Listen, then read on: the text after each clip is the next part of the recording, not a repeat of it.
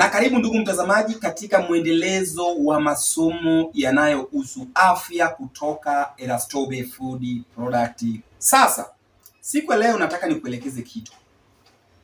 Kuna magonjwa fulani ukiwa nayo au kuna vitu kivihisi, usiguse maziwa fresh ya wanyama, hasa maziwa ya ng'ombe usitumie, ili kuepuka uchochezi zaidi ama tatizo lako kutokaa vizuri zaidi ili uweze kupona. Kwa hivyo utaacha maziwa fresh pembeni.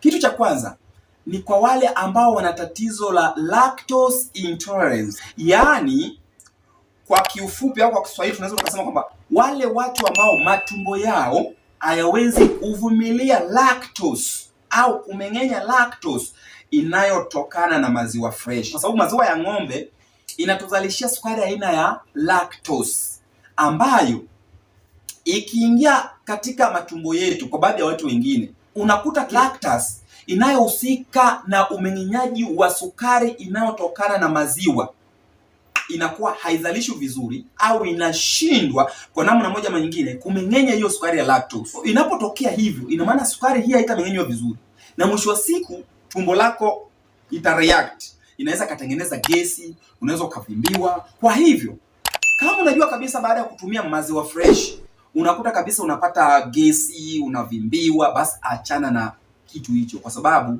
una tatizo ya lactose intolerance.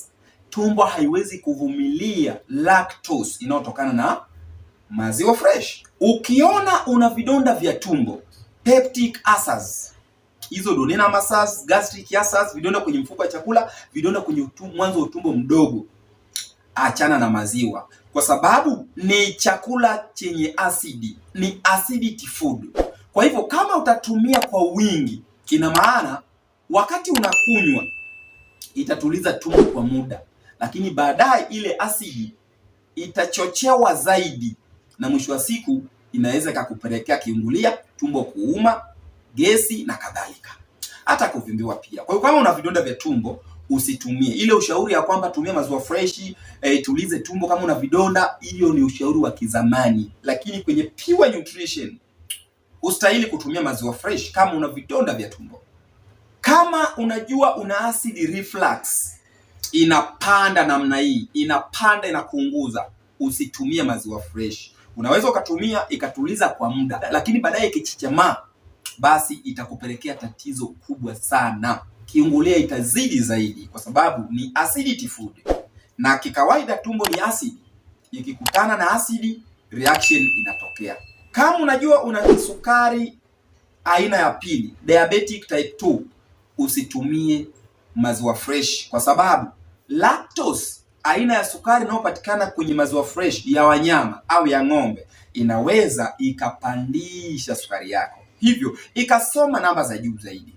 Weka pembeni. Kuna maziwa ya soya, kuna maziwa ya nazi, unaweza ukatumia. Na kama unajua una allergy na maziwa, achana na maziwa fresh ya wanyama. Kwa wanawake wenye matatizo kwenye ovaries, kwenye kokwa la mayai, kwa mfano hizo ovarian cyst, hawasitumie maziwa fresh, kwa sababu inakuwa kama triggers, inaenda kuchochea tatizo kuendelea kukua zaidi. Na mara nyingi wanapoacha kutumia maziwa fresh wanapata nafuu mkubwa.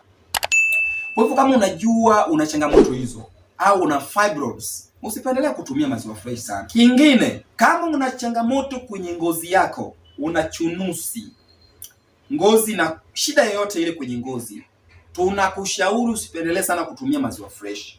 Hii inaweza kapelekea ikachochea tatizo zaidi, kwa sababu ina protini kwa kiasi kikubwa na vitu vingine ambavyo vinaweza kachochea chunusi. Yaani kama una chunusi usipendelee kunywa maziwa fresh kabisa kabisa, labda maziwa mgando, ila maziwa fresh usipendelee sana. Hii inaweza kachochea tatizo zaidi. Na kwa siku ya leo ndugu mtazamaji, sina la ziada. Nilikuwa nakuelekeza vitu ambavyo ukiwa navyo utakiwi kutumia maziwa fresh kama chakula chako.